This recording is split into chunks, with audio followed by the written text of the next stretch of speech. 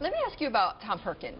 Yeah. Because you are part of the 1%. You are clearly a part of the 1%. Yeah. Tom Perkins came out with this letter where he defended the 1%, and he said, "Look, we are being persecuted the same as the Nazis were persecuting the Jews."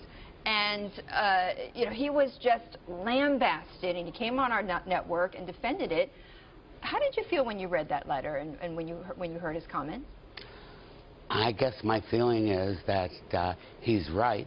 The, quote, 1% are being pummeled because it's politically convenient to do so. The problem is that the world and this country should not talk about envy of the 1%. It should talk about emulating the 1%. The 1% work harder.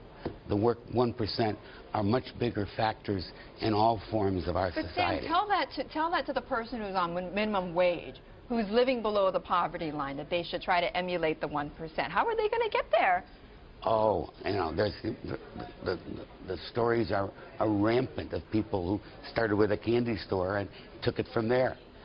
There are lots of people who have the ambition and have the motivation and have succeeded. I mean, lots of people have come from nowhere and become part of the 1%. But do you feel because you're rich that you're being persecuted?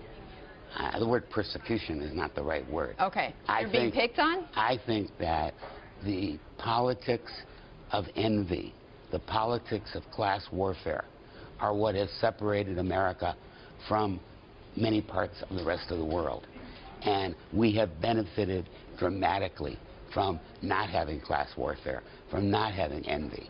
William Jennings Bryan in 1896 was the first person to run publicly in the United States on a platform of class warfare. He lost. And, you know, wisdom at the time said, this is not America. And I think it still is not America. Do you think, though, that there needs to be some help, though, or that there needs to be policy changes, or something needs to be done about the growing income inequality, the growing gap? Do you think there needs to be something done with that? I think that that is a function of policies. And I think that overall, the policies that we passed for the last 50 years, whether it be unfunded Social Security or other issues, have all contributed to this disparity. And we need to fix our government.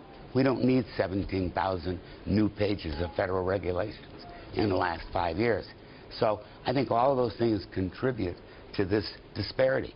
And the more complicated our government makes our world, the more the 1% can afford to hire somebody to figure it out, and the other guy can't. But if you simplify government, neither one of them require. And therefore, the disparity slows down.